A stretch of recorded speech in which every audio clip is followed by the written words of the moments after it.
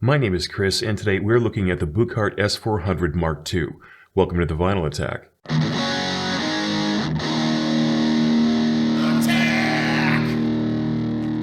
This video is sponsored by Neura and their award-winning Neuraphone hybrid in-ear over-the-ear headphones. With an unparalleled immersion mode that takes advantage of the isolation of earbuds combined with the extended bass provided by the surrounding over-the-ear phone, the Neuraphone creates sound perfectly tuned to your hearing. This is done by actually measuring the otoacoustic emissions from your cochlea using highly sensitive microphones built right in. Featuring wired and wireless connectivity, you can choose between high-quality Bluetooth audio or connect with a USB cable for reduced latency. Outside noise is never a problem with the active noise cancellation, and you can listen to your music longer with its 20-hour battery life. If more traditional earbuds are your style, the Neura True wireless earbuds feature the same innovative technologies of their big brother with the addition of 5 replaceable ear tips and 2 sizes of secure fit wings to make sure you're getting the best possible fit. If you'd like your chance to win one of these products, make sure to stick around until the end of the video for details, and thanks to Neura for making it possible. One of the most challenging things about my job is continually finding new and effective ways to describe what I'm hearing to you, the viewer. Clearly, there are only so many adjectives available to showcase the sonic signature of a particular piece of gear, and choosing the right words can make or break a review. Bass is full, it's rich, low, textured, tight, boomy, muddy, etc. Highs are crisp, clear, resolving, bright, harsh, and on and on. I'd mention mids, but I'm going to need to leave something in the bank to use in this review, as I'm certain several of the terms I've just mentioned will be making their way back into this video. Thankfully, the Buchardt S400 Mark II, which I'll simply be referring to as the Mark II throughout, for better or worse, has several different areas of note, even though the sound is of course key. The first thing you'll likely notice when looking at the Mark II is its unusual cabinet shape and the decidedly unconventional speaker layout. You've more than likely seen this design before, as the Mark II in the S400 name does suggest an earlier version of this speaker, and the original S400 was indeed lavished with praise and reviews everywhere, making it a fairly household name. But, as the Mark II moniker suggests, there have been upgrades to its quite successful predecessor, so let's take a look what those are now. Starting with something that you can't see without digging inside the cabinet are the upgraded crossover parts. An excellent indicator of how much a manufacturer cares about their product is how well they'll listen to the feedback concerning their offerings. As shown clearly by Ron Bernay of New Record Day, the crossover parts of the original S400 weren't of the highest quality in every area. This has been rectified in the latest version of the S400. Not only are the parts inside the new Mark II speakers superior in every way to the old, Maz Buchardt, who pours every ounce of effort possible into his products, has even offered a crossover upgrade kit for the original S400s. This plug-and-play part will bring your first-gen S400 to life, not leaving you feeling left out in the cold with the arrival of the new Mark II.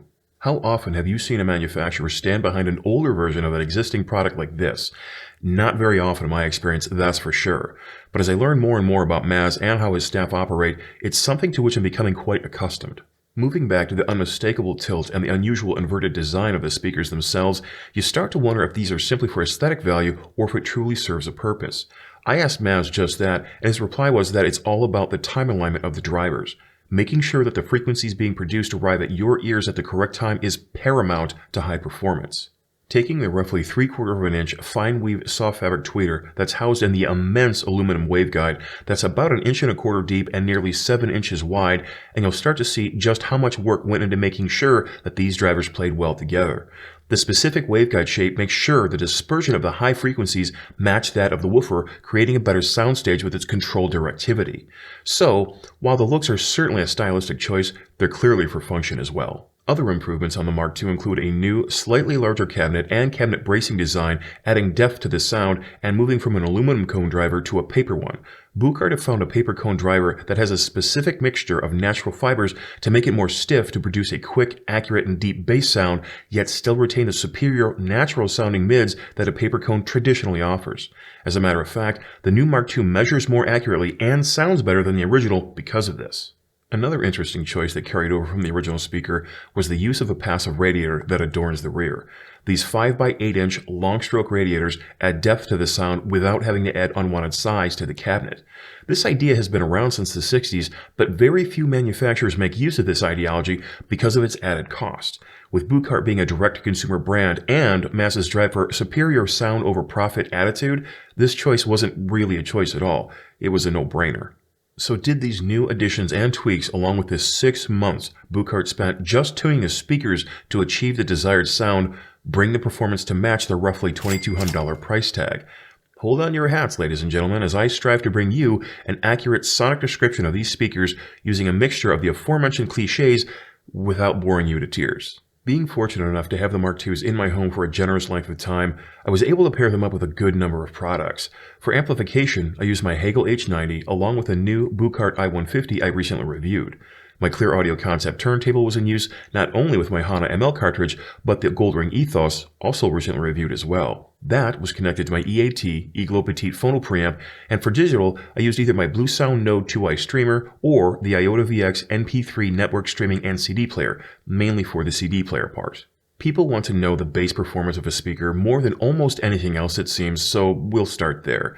With the Mark II's ability to play down to 33 Hz, it was certainly able to achieve low notes that would defy a cabinet its size, clearly due to the passive radiators on the back. Putting on a quality recording but poor pressing of the Godfather soundtrack as performed by the City of Prague Philharmonic Orchestra, I found that, of all things, the tuba was showcased with its low and gritty textured sound.